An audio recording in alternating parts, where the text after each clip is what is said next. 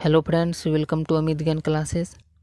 आज के इस वीडियो में जानने वाले हैं 10वीं कक्षा के NCERT बुक बायोलॉजी का यानी जीव विज्ञान के पहला चैप्टर जैव परक्रम। एग्ज़ाम में इससे बहुत ही प्रश्न पूछे जाते हैं। आपके पास अभी बहुत समय है, इसलिए चैप्टर बाय चैप्टर जो है अच्छी तरह से समझ के पढ़ें और याद भी अच्छी तरह से करें। अगर आप इसी तरह के वीडियो देखना चाहते हैं तो इस चैनल को सब्सक्राइब कर ले, चैनल पर नए हैं तो, क्योंकि इस चैनल पर जो है 10वीं कक्षा के सभी विषयों का तैयारी जो है फ्री में कराया जाएगा और चैप्टर वाइज चैप्टर कराया जाएगा सभी प्रश्न। इस वीडियो में जानने वाले हैं जैव परक्रम का पहला चैप्टर जो है इसका बायोलॉजी का, इसके लघु उत्तरीय प्रश्न। वीडियो को बिना स्किप किए देखें और अच्छी तरह से समझ लें ताकि आपको अच्छी तरह से याद हो जाए। अगर आपने अभी से ही तैयारी करना शुरू कर दिए तो आपको एग्ज़ाम के टाइम में दिक्कत नहीं होगी।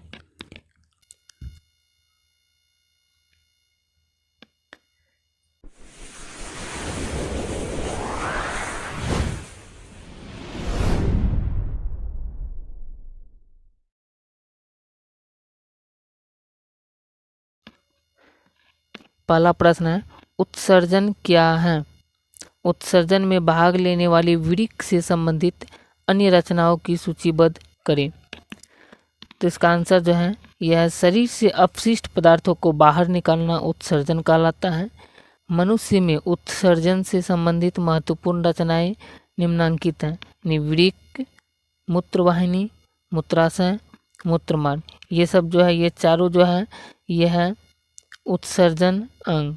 क्वेश्चन में है उत्सर्जन क्या है कि हमारे शरीर में से जो भी अपशिष्ट पदार्थ यानी गंदगी को जो निकाला जाता है जिस माध्यम से, उसे ही उत्सर्जन कहा जाता है।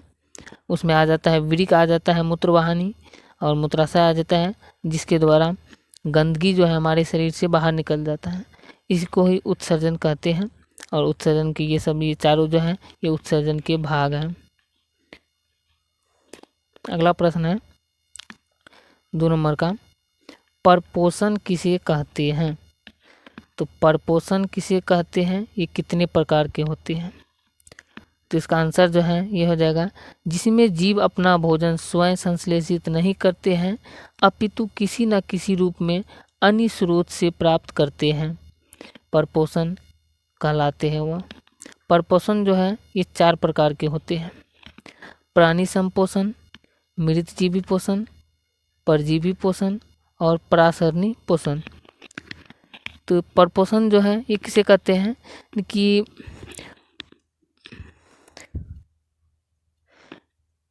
इसमें जो है जीव जो है अपना भोजन यानी स्वयं नहीं बनाते हैं, ये किसी न किसी रूप में जो है दूसरे के बनाए हुए भोजन को खाते हैं, इसे ही परपोषण कहा जाता है। और परपोषण के प्रकार जो है ये पहला प्रकार है प्राणी संपोषण, दूसरा है मृतजीवी पोषण और तीसरा है परजीवी पोषण और चौथा है परासरणी पोषण। ये चारों प्रकार जो है परपोषण के प्रकार हैं। अगला प्रश्न है 3 नंबर का, पोषण क्या है, इनके विभिन्न चरण कौन कौन से हैं? तो इसका आंसर जो है ये हो जाएगा, पोषण एक जटिल प्रक्रम है जिसके अंतर्गत कोई जीवधारी भोजन ग्रहण करता है जिसके द्वारा शरीर की रचना, टूट फूट की मरम्मत एवं अन्य सभी जैविक क्रियाओं का संचालन एवं नियमन होता है। तो पोषण जो है ये क्या हो गया कि यह एक जटिल प्रक्रम है जिसके द्वारा जीवधारी जो है भोजन ग्रहण करते हैं, यानी अपने भोजन जो खाते हैं इसी को पोषण कहा जाता है। और इससे क्या होती है कि हमारे शरीर में जो है टूट फूट की यानी टूटी फूटी एवं मरम्मत जो है ये सभी जैविक क्रियाओं का संचालन होता है इसी से, पोषण से।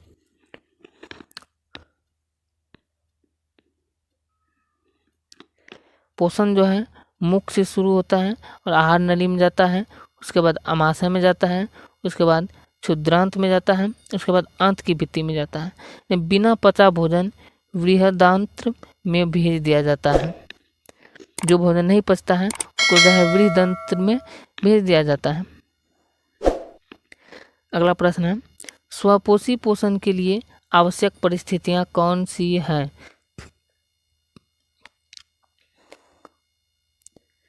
और इसके उपोत्पाद क्या हैं? तो बताना है स्वपोषी पोषण के लिए जो है आवश्यक परिस्थितियाँ कौन कौन सब हैं और उसका उपोत्पाद जो है क्या है। तो इसका आंसर जो है ये हो जाएगा स्वपोषी पोषण हरे पौधे में पाया जाता है। एक स्वपोषी पोषण जो है ये हरा पौधा में पाया जाता है। हरा पौधा जो है खुद अपने से भोजन बनाते हैं, जो कि अपना भोजन स्वयं तैयार करते हैं। स्वपोषी पोषण के लिए प्रकाश संश्लेषण आवश्यक है। हरे पौधे सूर्य के प्रकाश की उपस्थिति में क्लोरोफिल नामक वर्णक से CO यानी कार्बन डाइऑक्साइड और जल द्वारा कार्बोहाइड्रेट का निर्माण करते हैं। इस क्रिया में ऑक्सीजन गैस बाहर निकलती है। तो स्वपोषी में जो है इसमें क्या होता है कि हरे पौधे जो है ये स्वपोषी में आते हैं, सिर्फ हरे पौधे। और हरे पौधे जो हैं ये अपना भोजन तैयार करते हैं किस विधि से, तो ये करते हैं प्रकाश संश्लेषण की विधि से, जिसमें हरे पौधे जो है सूर्य की प्रकाश की उपस्थिति में ही अपना भोजन बनाते हैं।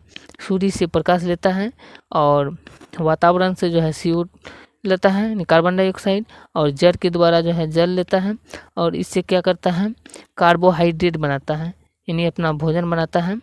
और इस क्रिया में जो है ऑक्सीजन जो है बाहर निकलती है यानी ऑक्सीजन गैस जो है ये बाहर निकलती है।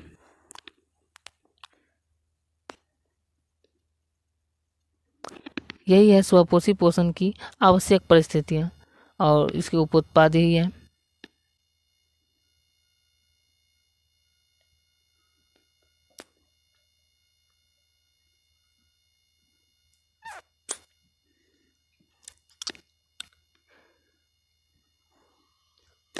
इसका उपोत्पाद जो है ये है, इसका सूत्र 6CO2 + 12H2O, जिससे सूर्य के प्रकाश जो है डाला जाता है और क्लोरोफिल से क्लोरोफिल जो है पत्ती में उपस्थित रहते हैं।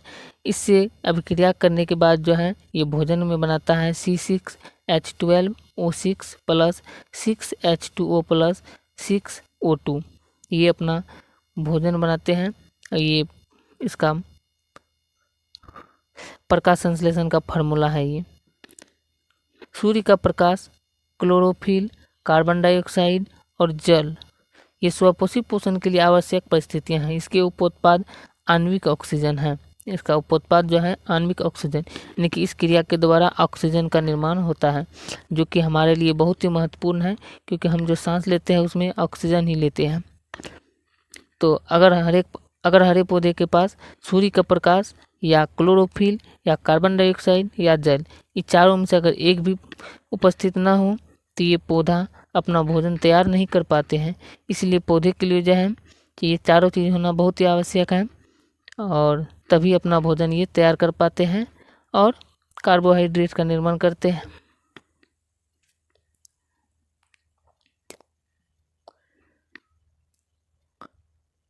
आपको अच्छी तरह समझ में आ गया होगा ये क्वेश्चन। अगर एक बार में नहीं समझ में आए तो वीडियो को दोबारा देखें। अगला प्रश्न है 5 नंबर का।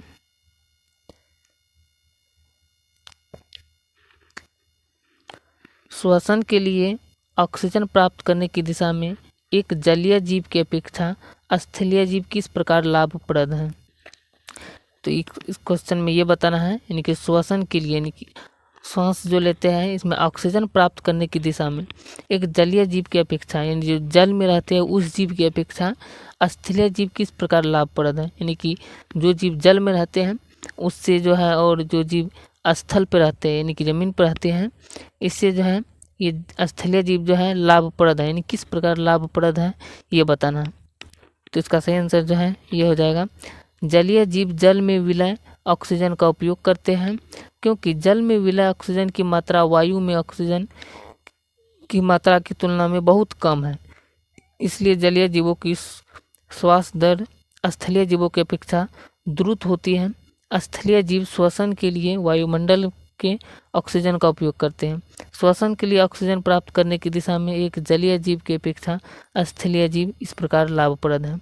यानी जो है इसमें जो है जलीय जीव जो है ये जल में विलय ऑक्सीजन का उपयोग करते हैं, यानी कि जल में जो ऑक्सीजन मिला रहता है उसका उपयोग करते हैं, क्योंकि जल में विलय ऑक्सीजन की मात्रा जो है क्या होता है यानी कि जितना वायुमंडल में है यानी कि हवा में है उससे क्या होता है बहुत कम होता है।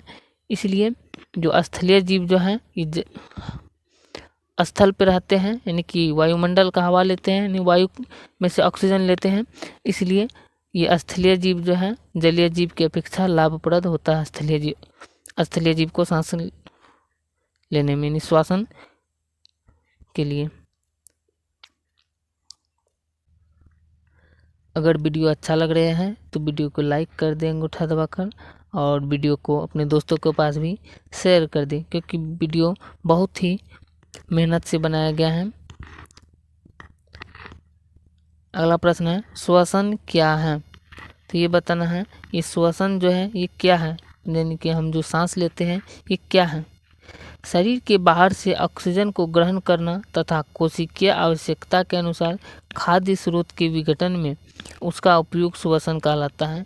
इसे निम्न समीकरण द्वारा समझा जा सकता है। श्वसन का समीकरण जो है यह C6H12 और O प्लस 6O2 से अभिक्रिया जब करता है तो बनता है 6CO2 plus 6H2O plus 673 KCAl।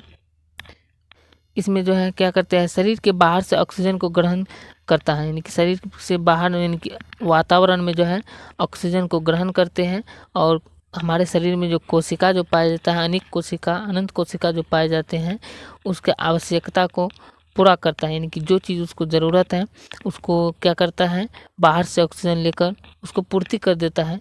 इसी क्रिया को श्वसन कहा जाता है, और ये जो है श्वसन का समीकरण है। अगला प्रश्न है स्वपोषण की आवश्यक शर्तें क्या हैं, इसके उपोत्पाद क्या हैं। तो ये बताना है स्वपोषण की आवश्यक शर्त क्या है, यानी कि स्वपोषण जो है इसके लिए क्या आवश्यक है और इसका उपोत्पाद क्या है। तो इसका सही आंसर जो है ये है स्वपोषण के लिए निम्न शर्तों को पूरा करना आवश्यक है। पहला है पर्णहरित या क्लोरोफिल की उपस्थिति होना। दूसरा है कार्बन डाइऑक्साइड CO2 जिसे शॉर्ट में कहा जाता है, इसकी उपस्थिति होना। तीसरा है जल जिसका सूत्र है H2O की उपस्थिति होना। ये तीनों जो है ये आवश्यक है स्वपोषण के लिए, आवश्यक शर्त है ये। और एक है क्लोरोफिल जो पत्ती में उपस्थित रहते हैं।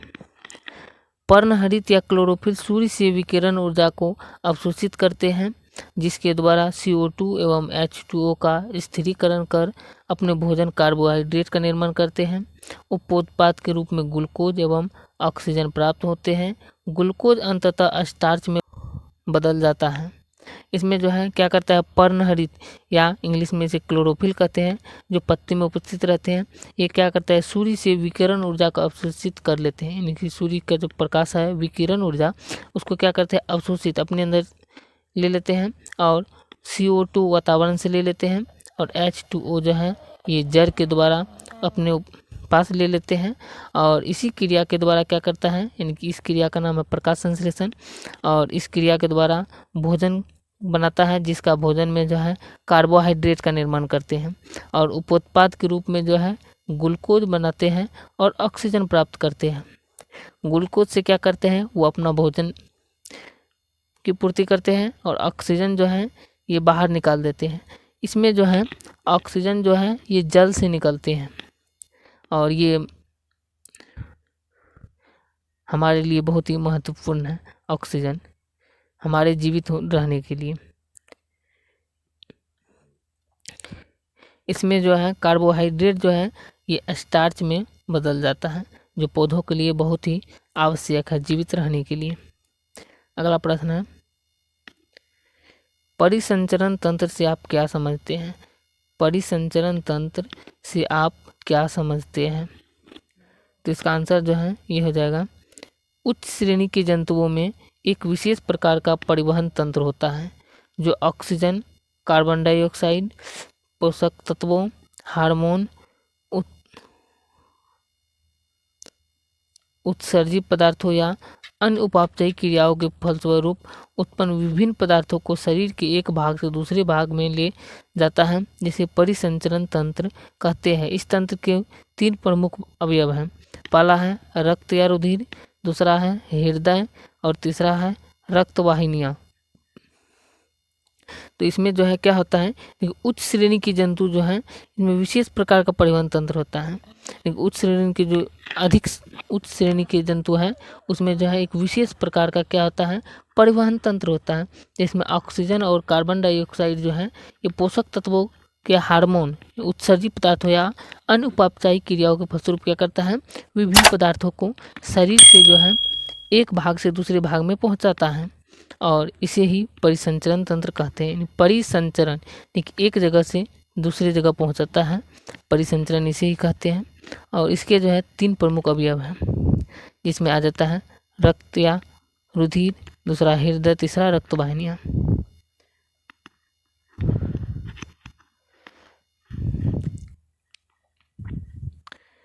आपको वीडियो अच्छी तरह समझ में आता होगा, इसलिए वीडियो पर बने रहे। अगला प्रश्न है, उत्सर्जन क्या है? मानव के इसके 2 प्रमुख अंगों के नाम लिखें। ये बताना है उत्सर्जन जो है ये क्या है, और मानव के 2 प्रमुख अंगों के नाम भी बताना है इसके।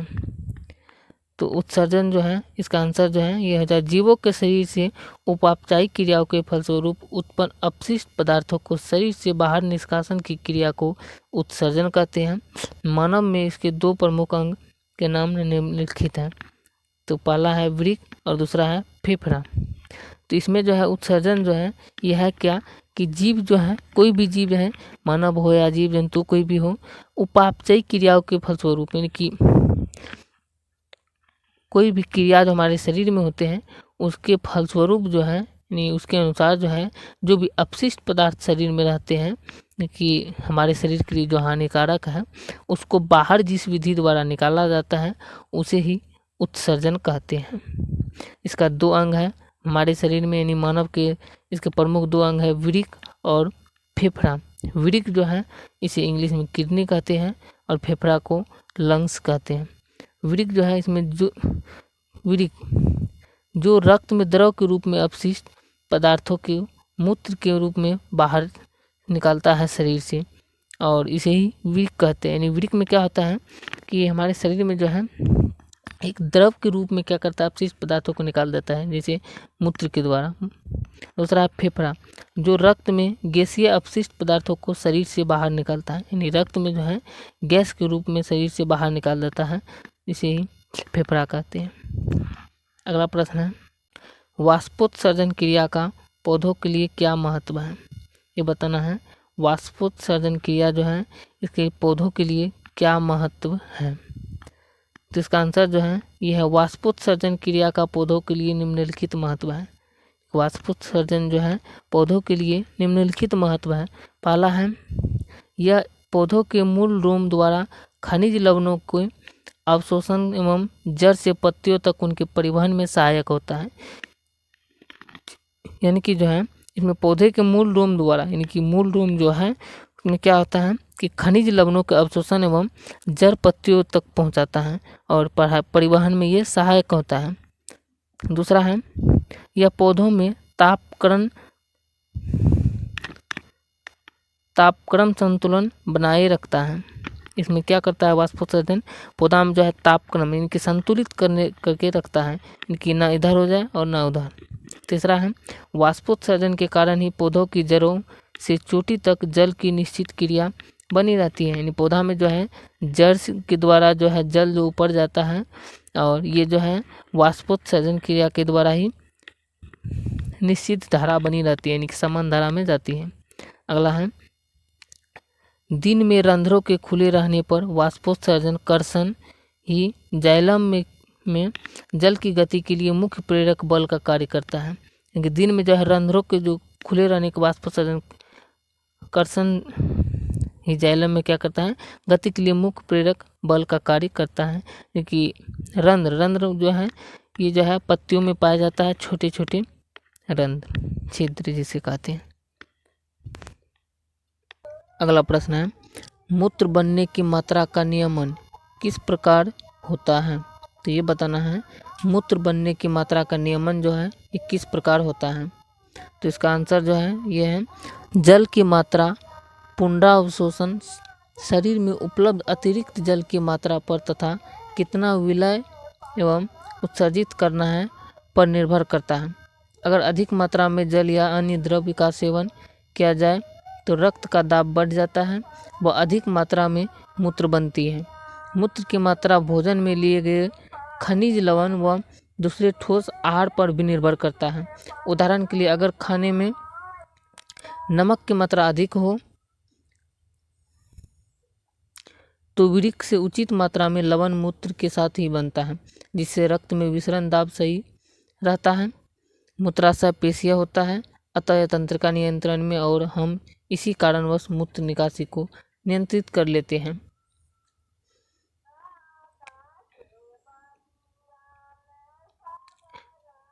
मूत्र बनने की नियमन इसी प्रकार से होता है।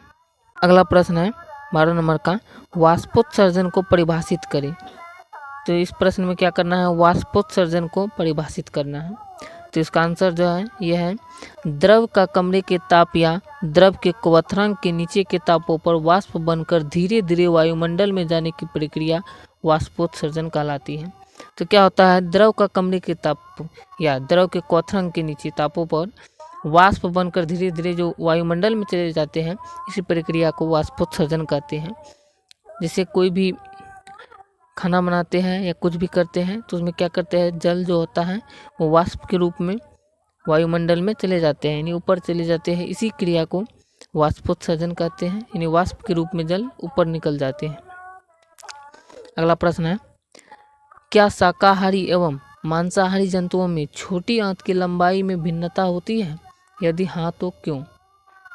तो ये बताना है कि शाकाहारी और मांसाहारी जंतुओं में छोटी आंत की लंबाई जो है, इसमें भिन्नता यानी अलग अलग भिन्नता होती है आंत की लंबाई में। यदि होती है तो क्यों होती है, ये बताना है। तो इसका आंसर जो है यह है, छोटी आंत की लंबाई भोजन के प्रकार पर निर्भर करती है। शाकाहारी जंतुओं में छोटी आंत की लंबाई अधिक होती है, जिससे कि सेल्यूलोज का पाचन सही ढंग से हो सके। इसके विपरीत मांसाहारी जंतुओं में छोटी आंत की लंबाई छोटी होती है, क्योंकि मांसाहारी भोजन का पाचन अपेक्षाकृत सरल होता है। तो इसमें क्या होता है कि छोटी आंत की लंबाई जो है ये अधिक होती है, क्योंकि इसमें सेल्यूलोज का पाचन का ढंग से सही ढंग से हो सके, इसीलिए।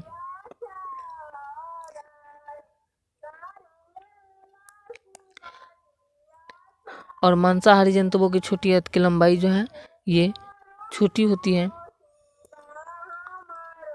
क्योंकि मांसाहारी भोजन का पाचन जो अपेक्षाकृत क्या होता है, सरल होता है। आशा है कि आप समझ गए होंगे। अगला प्रश्न है 14 नंबर का, मनुष्य में दंत क्षरण का क्या कारण है? तो इसमें बताना है मनुष्य में जो है दंत क्षरण का क्या कारण है, यानी दांत जो क्षरण हो जाता है, खराबी होने लगता है, इसका क्या कारण है? तो इसका आंसर सही आंसर है, दंत क्षरण या दंत क्षय इनेमल तथा डेंटिन के सने सने मृदुकरण के कारण होता है। ये दंत क्षरण या दंत क्षय जो है ये इनेमिल, दांतों का नाम है इनेमिल परत है, और डेंटिन इसी के स्नेह स्नेह मृदुकरण मरने के कारण होता है।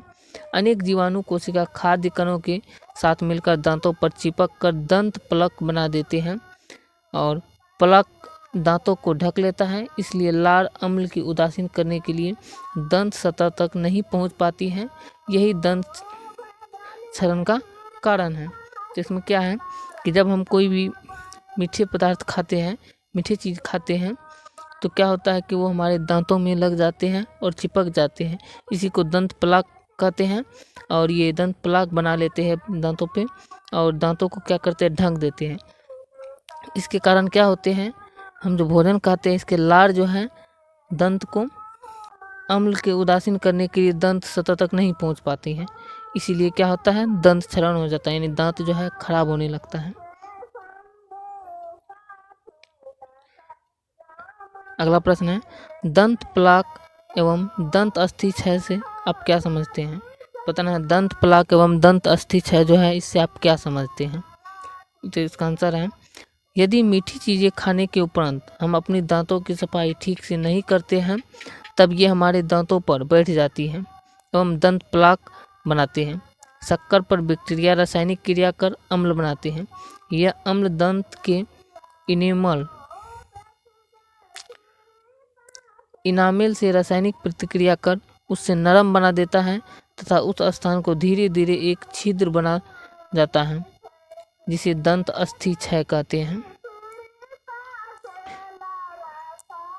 क्या होती है कि जब यदि हम मीठे चीज़ खाते हैं इसके उपरांत और अगर दांतों की सफाई अच्छी तरह से नहीं करते हैं तो क्या होती है कि ये मीठे चीज़ जो है हमारे दांतों पर दंत प्लाक बना लेते हैं, यानी जम जाते हैं। इसी को दंत प्लाक कहते हैं। एवं ये शक्कर के पर बैक्टीरिया क्या होता है कि मीठी चीज़ पे अधिक बनते हैं।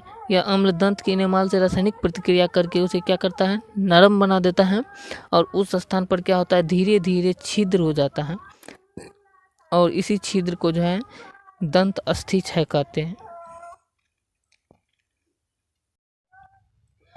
अगर वीडियो अच्छा लग रहा है तो वीडियो को लाइक भी कर दे और अपने दोस्तों को भी शेयर कर दे।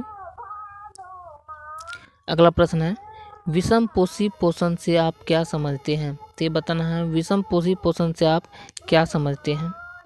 तो इसका उत्तर है विषम पोषी पोषण वह प्रक्रिया है जिसमें जीव अपना भोजन स्वयं संश्लेषित न कर किसी अन्य स्रोतों पर निर्भर करते हैं। जिसे सभी जंतु, आहरित पौधे, कवक जो हैं, इसके 3 प्रकार हैं। कि ये विषम पोषी पोषण क्या है, इसमें क्या होता है कि कोई भी जीव जंतु जो है जो अपने से भोजन नहीं बनाते हैं, यानी कि स्वयं संश्लेषित नहीं कर पाते हैं और किसी अन्य पर निर्भर करते हैं। जैसे कि हम मनुष्य जो हैं ये भी किसी अन्य पर निर्भर करते हैं, हरे पेड़ पौधे पर, और उसी के जरिए हम क्या होते हैं, जीवित रहते हैं। तो विषम पोषी पोषण के जो है 3 प्रकार हैं। पहला है मृतजीवी पोषण, दूसरा है परजीवी पोषण और तीसरा है प्राणी संपोषण।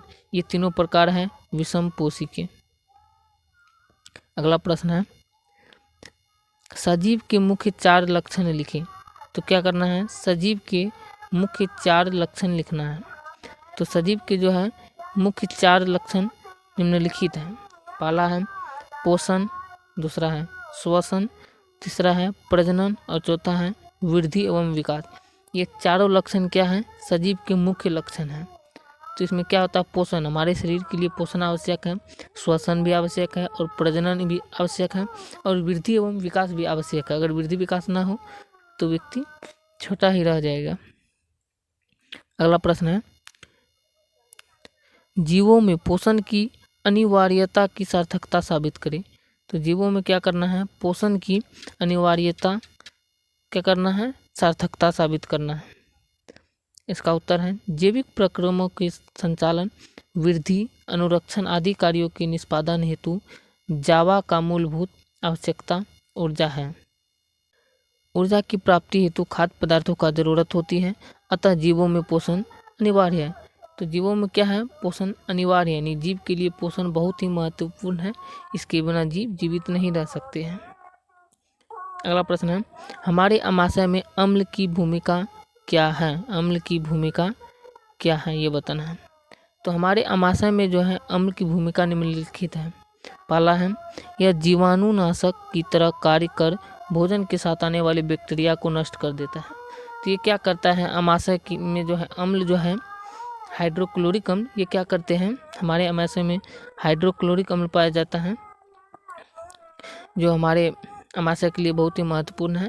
ये क्या करता है, कोई भी जीवाणु नाशक जो होता है, भोजन में अगर कोई बैक्टीरिया चल जाता है भोजन के साथ में तो उसको क्या करते हैं, ये नष्ट कर देते हैं, यानी खत्म कर देते हैं। दूसरा है, भोजन इसके कारण शीघ्रता से नहीं पचता है। तो भोजन क्या होता है, इसके कारण शीघ्रता से नहीं पचता, यानी आसानी से नहीं पच जाता है, अस्थिर स्थिर से अच्छी तरह से पचता है। अगला प्रश्न है, कोशिका के 4 कोशिकांग के नाम लिखें। तो क्या करना है, कोशिका के जो है 4 कोशिकांग के नाम लिखना है। तो इसका उत्तर है कोशिका के 4 कोशिकांग का नाम निम्नलिखित है। पहला है माइटोकॉन्ड्रिया, ये कोशिका के कोशिकांग है। और दूसरा है लाइसोसोम, तीसरा है गोल्जी उपकरण और चौथा है अंतः प्रद्रव्य जालिका। ये चारों जो हैं कोशिका के 4 कोशिकांग हैं।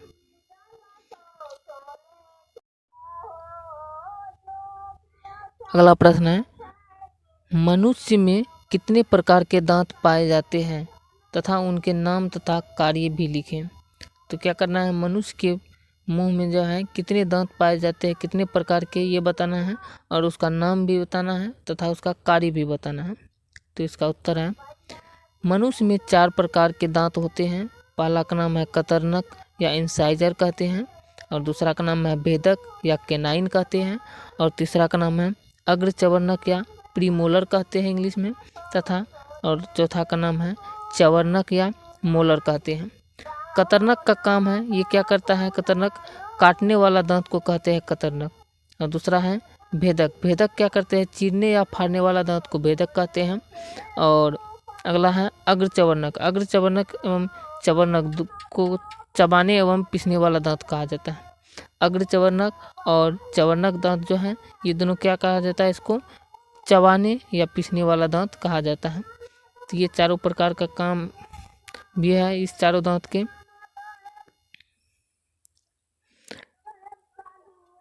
अगला प्रश्न है, उत्सर्जी पदार्थों के निष्कासन हेतु पौधों द्वारा उपयुक्त विधियों का नाम लिखें। ये पौधों द्वारा उत्सर्जी पदार्थों को निष्कासन हेतु विधि जो है उसका नाम लिखना है। पौधों में उत्सर्जन के लिए जंतु की तुलना में कोई विशिष्ट अंग का प्रयोजन नहीं है।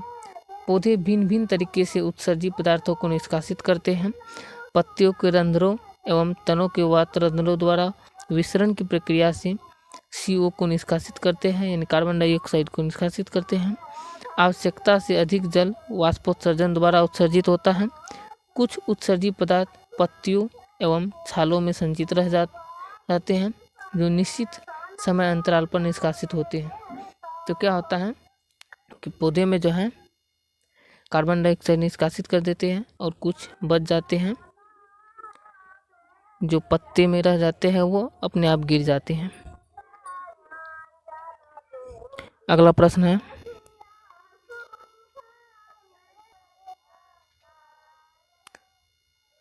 हमारे शरीर में वसा का पाचन कैसे होता है, यह प्रक्रम कहाँ होता है। तो ये बताना, हमारे शरीर में जो है वसा का जो है पाचन कैसे होता है और यह प्रक्रिया जो है कहाँ होता है। तो हमारे शरीर में वसा का पाचन आहार नाल की क्षुद्रांत में होता है। यकृत से निकलने वाला क्षारीय पित्तरस आए हुए भोजन के साथ मिलकर उसकी अम्लीयता को निष्क्रिय करके उसे क्षारीय बना देता है, जिसकी इसी प्रकृति पर अन्यायिक रस सक्रियता से कार्य करता है। पित्तरस वसा को सूक्ष्म कणों में तोड़ देता है। इस क्रिया को इमल्सीकरण क्रिया कहते हैं। लाइपेज नामक एंजाइम जो कि अग्न्याशयिक रस में पाया जाता है,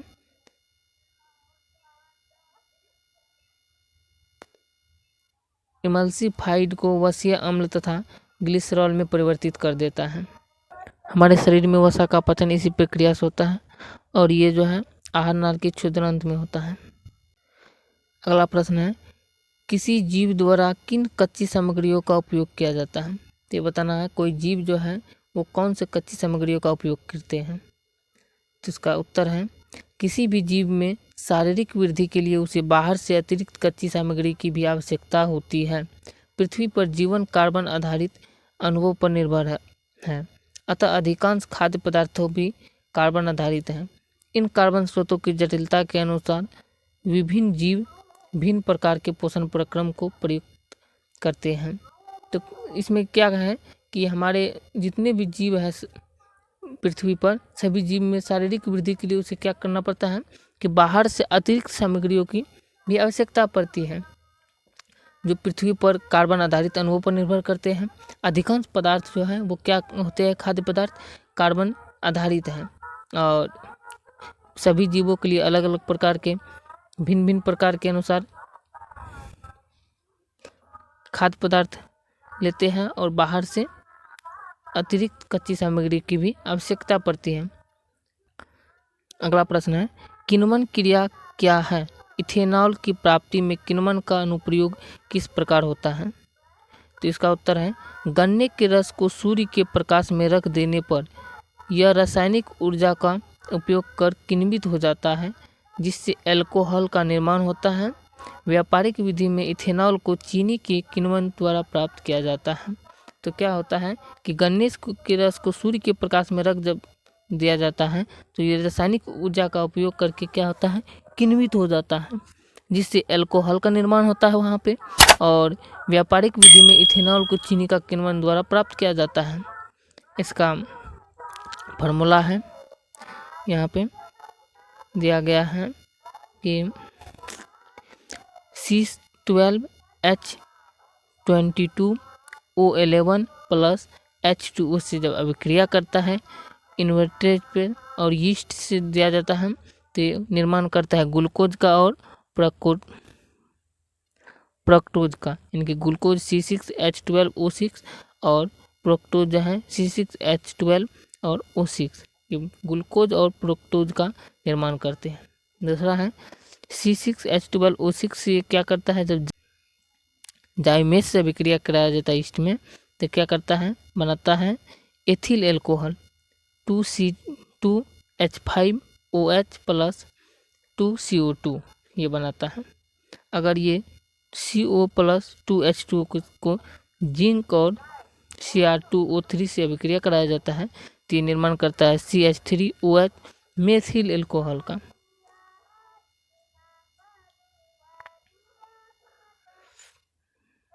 अगला प्रश्न है, पचे हुए भोजन को अवशोषित करने के लिए क्षुद्रांत को कैसे अभिकल्पित किया गया है, ये बताना है। पचे हुए भोजन को अवशोषित जब करते हैं इसके लिए क्षुद्रांत को कैसे अभिकल्पित किया गया है ये बताना है।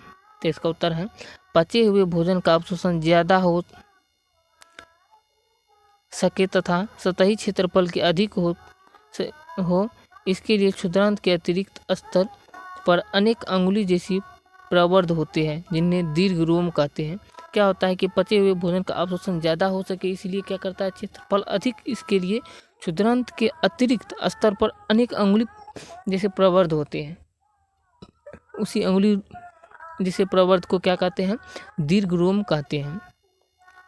दीर्घ रोम में रुधिर वाहिकाओं की बहुतायत होती है जो भोजन को अवशोषित करके शरीर की प्रत्येक कोशिका तक पहुंचाती है। इन कोशिकाओं में भोजन का प्रयोग ऊर्जा प्राप्ति के लिए किया जाता है तथा नए ऊतकों का निर्माण तथा टूटे हुए ऊतकों का मरम्मत हेतु होता है। यही पचे हुए भोजन को अवशोषित करने के लिए क्षुद्रांत को अभिकल्पित किया गया है इसीलिए। अगला प्रश्न है 27 नंबर का, प्रकाश संश्लेषण क्या है, तो ये बताना है प्रकाश संश्लेषण क्या है, इसे रासायनिक समीकरण में व्यक्त करना है, ये भी करना है। तो बताना है प्रकाश संश्लेषण क्या है और इसे रासायनिक समीकरण में किस प्रकार व्यक्त किया जा सकता है। तो इसका उत्तर है, हरे पौधे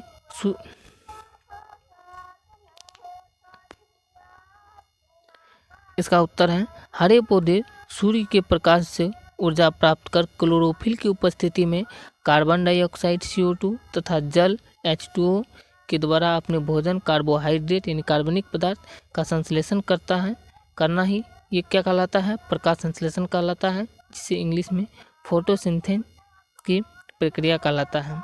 इसका रासायनिक समीकरण है 6CO2 प्लस 12H2O। जब सूर्य के प्रकाश और क्लोरोफिल से विक्रिया कराया जाता है तो निर्माण करता है C6H12O6 जो ग्लूकोज का फार्मूला है और 6O2 प्लस 6H2O यानी जल का भी निर्माण करते हैं, कार्बन डाइऑक्साइड का भी, ऑक्सीजन का भी निर्माण करते हैं और ग्लूकोज का भी निर्माण करते हैं। तो इसमें क्या होता है, प्रकाश संश्लेषण की क्रिया में हरे पौधा जो है ये क्या करते हैं, सूर्य से ऊर्जा प्राप्त करते हैं और क्लोरोफिल नामक वर्णक जो है ये पत्ती में उपस्थित रहते हैं और वातावरण से CO2 को लेते हैं और जल के द्वारा जल को लेते हैं और इसी की प्रक्रिया द्वारा अपना भोजन तैयार करते हैं। भोजन क्या बनाते हैं, कार्बोहाइड्रेट, जिसे कार्बनिक पदार्थ भी कहा जाता है, अपने भोजन के लिए वो उपयोग करते हैं। और यह प्रक्रिया जो है प्रकाश संश्लेषण कहलाता है और इसका समीकरण ये है, यहाँ पर दिया गया है।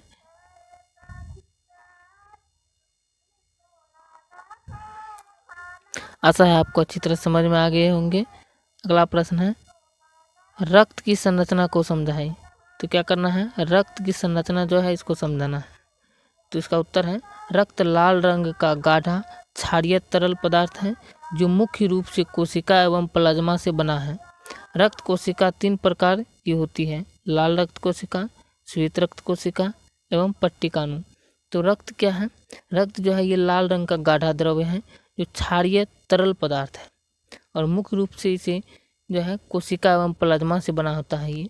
और रक्त कोशिका 3 प्रकार की होती है, पहला का नाम बताइए, जो लाल रक्त कोशिका, दूसरा का नाम है श्वेत रक्त कोशिका और तीसरा का नाम है पट्टिकानु।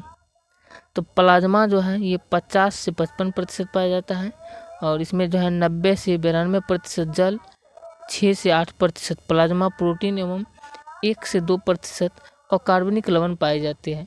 इसमें ग्लूकोज, अमीनो अम्ल एवं वसा इत्यादि पाए जाते हैं।